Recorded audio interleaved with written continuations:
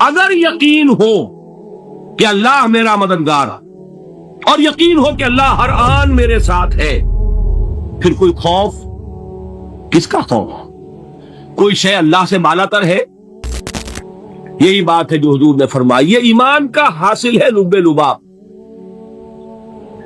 دیکھو اچھی طرح اس بات کو ذہن نشین کر لو، اگر تمام انسان مل کر تمہیں کوئی نقصان پہنچانا چاہے نہیں پہنچا سکتے، مگر جو کچھ اللہ نے لکھ دیا ہو، اور تمام انسان مل کر تمہیں کوئی نفع پہنچانا چاہے نہیں پہنچا سکتے، مگر وہ شے جو اللہ نے طے کر دی۔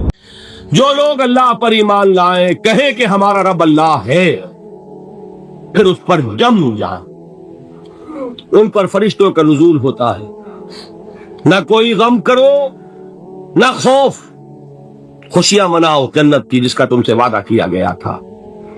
اللہ کی ربوبیت پر اطمینان جب انسان کو ہو جاتا، میرا رب اللہ ہے، ربی اللہ، انسان کے لیے نہ کوئی دھچکا، نہ کوئی خطرہ، نہ کوئی خوف، نہ کوئی حزن۔ جو کچھ ہو رہا ہے کس کے اذن سے ہو رہا ہے؟ اللہ کے اذن سے۔ اللہ کے اذن کے بغیر پتہ تک نہیں ہلتا۔ یہ کوئی اندھا بہرا مادہ نہیں ہے جس سے مجھے کوئی خوف ہو۔ اندھا بھینسا چلا آ رہا ہو، اس سے تو ڈرنے کا ہر انسان کو ڈرنا چاہیے، نہ معلوم کس کو ٹکر مارنا۔ لیکن نہیں، اس کائنات کو چلانے والا ایک سمیع و بصیر خدا ہے، وہ جو میرا دوست ہے، میرا ولی ہے۔ اللہ ولی الذین آمنوا یخرجہم من الظلمات الی النور۔ اللہ اہل ایمان کا ولی ہے، ساتھی ہے، پشت پناہ ہے، مددگار ہے، حمایتی ہے۔ بتائیے جسے یقین ہو جائے کہ اللہ میرا مددگار، اللہ میرا محافظ، اللہ میرا پشت پناہ، اللہ میرا حمایتی، اس کے لیے کوئی خوف ہوگا؟ اس سے کوئی ڈر ہوگا؟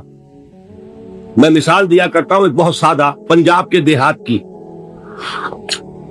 تو بڑا چودھری ہے اور کوئی غریب کسان ہے، اس غریب کسان کے جانوروں کو ہر وقت اندیشہ ہوگا چوری کا، کوئی میری بھینس کھول کر نہ لے جائے، کوئی میرا بیل کھول کر نہ لے جائے۔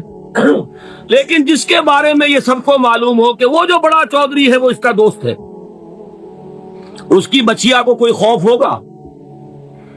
اس کی بھینس پر کوئی ہاتھ ڈالے گا؟ اسے کوئی اندیشہ ہوگا؟ نہیں۔ کیوں؟ کہ وہ بڑا چودھری، بڑا اس کا یہاں کا سردار، جاگیردار، سب کو معلوم ہے وہ میرا دوست ہے، کوئی میرے خلاف اقدام نہیں کر سکتا۔ اس دنیا میں یہ چھوٹی سی بات اگر آپ کے دلی اطمینان اور سکون کا باعث بن سکتی ہے تو ذرا تصور کیجئے۔ میں لفظ تصور استعمال کروں گا صرف اس لیے کہ اس کا ہم جس کو کہتے ہیں ادراک اور شعور کر نہیں سکتے، اگر کے ساتھ کر سکتے۔ اگر یقین ہو کہ اللہ میرا مددگار اور یقین ہو کہ اللہ ہر آن میرے ساتھ ہے، پھر کوئی خوف، کس کا خوف؟ کوئی شے اللہ سے بالا تر ہے؟ کوئی قوت اس سے زیادہ طاقتور ہے؟ کوئی اس کے ارادے کو بدلنے والا ہے؟ کوئی اس کی مشیت کے آڑے آنے والا ہے؟ یہی بات ہے جو حضور نے فرمائی، یہ ایمان کا حاصل ہے لب لباب۔ دیکھو اچھی طرح اس بات کو ذہن نشین کر لو، اگر تمام انسان مل کر تمہیں کوئی نقصان پہنچانا چاہے نہیں پہنچا سکتے، مگر جو کچھ اللہ نے لکھ دیا ہو، اور تمام انسان مل کر تمہیں کوئی نفع پہنچانا چاہے نہیں پہنچا سکتے، مگر وہ شے جو اللہ نے طے کر دیا۔ آپ پھر میں کہوں گا ذرا تاریخ کیجئے، اسے فرض کیجئے، اسے سوچئے۔ اگر اس حدیث پر ہمارا دل ٹھکا ہوا ہو تو کسی سے ڈر ہوگا؟ یہ مجھے نقصان نہ پہنچا دے، یہ میری رپورٹ خراب نہ کر دے، یہ میری انکریمنٹ نہ رکوا دے، یہ میرا یہ نہ بگاڑ دے، یہ میرے یہ نقصان نہ پہنچا دے۔ اس کا ڈر، اس کا ڈر، اس کا خوف، اس کی خوشامد، اس کے لیے جا کر طرح طرح سے اپنی عزت نفس کو ذلیل کروانا اس کے سامنے، یہ سب کچھ کیوں کرتا ہے انسان؟ جب سمجھتا ہے کہ اس کے ہاتھ میں میرا کوئی نفع ہے، اس کے ہاتھ میں میرے لیے کوئی ضرر ہے، یہ مجھے کوئی غضب پہنچا سکتا ہے، یہ مجھے کوئی نقصان پہنچا سکتا ہے، یہ میرا کوئی کام بنا سکتا ہے، یہ میری کوئی ضرورت پوری کر سکتا ہے، اسی کا نام شرک ہے۔ جہاں آپ نے یہ سمجھا کہ غیر اللہ کے اندر کوئی طاقت موجود ہے، وہی شرک ہے۔ بتوں سے تجھ کو امیدیں، خدا سے نو امیدی، مجھے بتا تو صحیح اور کافری کیا ہے؟ شرک تو یہ ہے جس پر بھی تمہیں یہ خیال ہے، کلمہ ہے یہ کلمہ سوم، لا حول ولا قوت الا باللہ، ذرا اس پر دل کو کبھی اگر آپ تصور کریں، پھر فرض کریں، دل ٹھک جائے اس پر، کوئی طاقت نہیں۔ یہی بات تھی جو شیخ عبد القادر جیلانی رحمت اللہ علیہ نے اپنی وصیت میں اپنے بچے سے کہی۔ 11ویں دینے والے ہیں، لیکن حضرت شیخ عبد القادر جیلانی کی وصیت اور تعلیمات کو کتنے لوگ ہیں تم جانتے ہو؟ یہ جن مقامات تک پہنچے ہیں وہ کس چیز کی بدولت پہنچے؟ انہوں نے جو پیغام دیا وہ کیا تھا؟ اے میرے بچے، جس طریقے سے قرآن مجید میں حضرت لقمان کی نصیحتیں جو ہے نقل کر دی گئی ہیں، میں یہ عرض کروں گا بالفرض اگر قرآن حضرت عبد القادر جیلانی کے بعد نازل ہوا ہوتا تو شیخ عبد القادر کی یہ نصیحتیں بھی قرآن میں درج ہوتی۔ اتنی اونچی نصیحتیں ہیں۔ اے میرے بچے، اس حقیقت کو ذہن نشین کر لے، لا فاعل فی الحقیقت ولا مؤثر الا اللہ، اس کائنات میں نہ کوئی فاعل حقیقی ہے نہ مؤثر حقیقی ہے سوائے اللہ۔ کسی شے میں کوئی تاثیر نہیں اگر اللہ نہ چاہے، آگ جلا نہیں سکتی اگر اللہ نہ چاہے، پانی ڈبو نہیں سکتا اگر اللہ نہ چاہے، زہر ہلاک نہیں کر سکتا اگر اللہ نہ چاہے، کوئی چیز فائدہ نہیں پہنچا سکتی اگر اللہ نہ چاہے۔ تو در در پہ کیوں سر جھکاتے ہو؟ در در پر کیوں جبیں سائی کرتے ہو؟ سب کے سامنے کیوں ہاتھ پھیلاتے ہو؟ ایک اللہ سے مانگو، ایک اللہ کے سامنے جبین پر اپنی جبین رکھو۔ لا فاعل فی الحقیقت ولا مؤثر الا اللہ۔ نظر آتا ہے ہمیں کہ پانی پیاس بجھا دیتا ہے، پیاس بجھانے کی صلاحیت پانی میں نہیں ہے، اللہ کے اذن سے۔ کھانا بھوک مٹا دیتا ہے، بھوک مٹانے کی صلاحیت کھانے میں نہیں ہے، اذن رب میں۔ دیکھیے یہی یقین تھا حضرت موسیٰ علیہ السلام کا واقعہ یاد کیجئے۔ سامنے سمندر آ گیا، قوم دیکھتی ہے پیچھے کہ گرد و غبار کا طوفان، معلوم ہوا کہ فرعون اپنے لشکر سمیت آ گیا۔ لشکر جب چلتا تھا تیز رفتاری کے ساتھ تو گرد و غبار کا جو طوفان اٹھتا تھا اس کا تصور کیجیے، اور لمحہ بلمحہ وہ قریب آ رہا۔ پوری قوم نے کیا کہا؟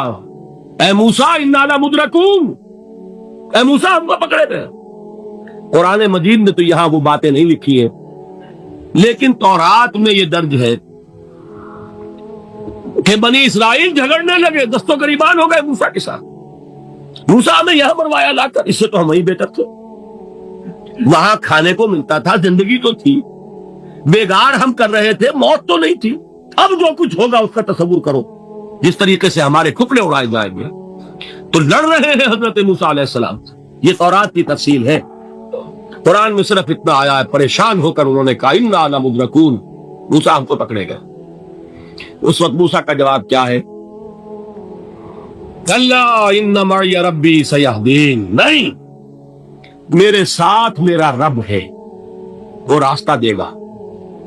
بتائیے کہاں راستہ نظر آ رہا ہے؟ یہ ہے ایمان بالغیب۔ راستہ نظر نہ آئے تب اللہ پر یقین ایمان ہے، جیب میں پیسے ہوں تب دل کو اطمینان ہے، تو ایمان کس پر ہوا؟ پیسے پر، اللہ پر نہیں۔ جب وسائل و ذرائع نہ ہو اور پھر یقین ہو کہ اللہ مسبب الاسباب ہے، وہ اسباب کا پابند نہیں ہے، وہ اسباب کا محتاج نہیں ہے، اسباب اس کے محتاج ہے۔ اگر یہ یقین ہے تو اللہ پر ایمان ہے، یہ نہیں ہے تو تمہارا ایمان اسباب پر ہے، وسائل پر ہے، ذرائع پر ہے، مادیات پر ہے، اللہ پر نہیں۔ اس وقت کہاں راستہ تھا؟ تو راستہ تھا سمندر ہے اور ادھر سے لشکر آ گیا ہے۔ کلا ان معی ربی سیہدین۔ اب دیکھیے ایمان کہہ دینا آسان ہے، ہوا معکم اینما کنتم، جہاں کہیں بھی تم ہوتے ہو اللہ تمہارے ساتھ ہوتا ہے، لیکن اس کا یقین قائم ہو جائے تو زمین و آسمان کا فرق واقع ہو جائے۔ یہی بات ہوئی حضور کے ساتھ۔ غار ہے، چھپے ہوئے ہیں محمد رسول اللہ اور آپ کے وہ یار غار ابو بکر صدیق رضی اللہ تعالی عنہ۔ اقبال نے حضرت ابو بکر کی شان میں چند اشعار کو صرف، لیکن واقعہ یہ ہے کہ بھاری بھاری نظموں پر اور قصیدوں پر بھاری ہے، طویل ترین نظمیں اور قصیدے ہو ان پر بھاری ہے۔ ہمتیں ابو بکر کی ہمت جو ہے، کشت ملت را چو اب، جیسے بارش سے کھیتی اپجتی ہے، ابو بکر کی ہمت اور عزیمت اس امت کو اسی طرح سینچنے والی ہے۔ ثانیے اسلام و غار و بدر و قب، وہ دوسرے تھے اسلام میں، دوسرے پہلے کون تھے؟ انا اول المومنین، حضور فرماتے سب سے پہلا ایمان لانے والا میں، دوسرے ابو بکر۔ ویسے ہمارے ہاں یہ چلتا ہے اختلاف، حضرت علی پہلے ہیں کہ حضرت ابو بکر پہلے ہیں، لیکن اس میں بڑی خوبصورت تطبیق قائم کی ہے علماء نے، اور بہت صحیح ہے۔ چار کے بارے میں فیصلہ ہی مت کرو کہ کون پہلے، ان کی ایک عجیب تقسیم کر دی ہے۔ آزاد مردوں میں، بالغ مردوں میں سب سے پہلے ابو بکر، بچوں میں سب سے پہلے علی، خواتین میں سب سے پہلے خدیجہ، اور غلاموں میں سب سے پہلے زید بن حارثہ۔ بڑی پیاری تقسیم ہے، یہ چاروں ہی پہلے ہیں، ہر ایک کے لیے اولیت ہے۔ اور واقعہ یہ ہے کہ اگر زمانی اعتبار سے تعین ہوگا تو پہلے خدیجۃ الکبریٰ آئیں گی رضی اللہ تعالی عنہ۔ کسی اور سے بات کرنے کی نوبت بعد میں آ سکتی ہے، پہلے تو اہلیہ محترمہ سے بات ہوئی، آتے ہی پہلی وحی ہوئی ہے، ابھی تبلیغ کا حکم نہیں تھا۔ کس کو بتایا واقعہ؟ ابھی اپنی نبوت کی تبلیغ کا تو حکم ہی نہیں آیا، واقعہ کس کا ہے؟ تو خدیجہ کا ہے۔ جب کہا ہے کہ خشیت علی نفسی، مجھے اپنی جان کا اندیشہ ہے، تو کیا جواب دیا خدیجہ نے رضی اللہ تعالی عنہا؟ وہ صدیقۃ الکبریٰ، صدیقات جو ہے خواتین، ان میں چوٹی پر خدیجۃ الکبریٰ ہے رضی اللہ تعالی عنہ، اور صدیق جو مرد ہے ان میں صدیق اکبر ہے ابو بکر صدیق رضی اللہ تعالی عنہ، لیکن صدیقات میں چوٹی۔ جب حضور نے فرمایا خشیت علی نفسی، کیا فرمایا، کیا عرض کیا، کیسے تسلی دی؟ نہیں نہیں، اللہ آپ کو ضائع نہیں کرے گا، آپ غریبوں کے ہمدرد ہیں، آپ مساکین کے تکالیف رفع کرنے والے ہیں، آپ بیواؤں کی سرپرستی کرتے ہیں، آپ مسافروں کی خدمت کرتے ہیں، اللہ آپ کو ضائع نہیں کرے۔ یہ یقین ہے اس خاتون کے اندر۔ خیر وہ ایک علیحدہ بات ہو جائے گی۔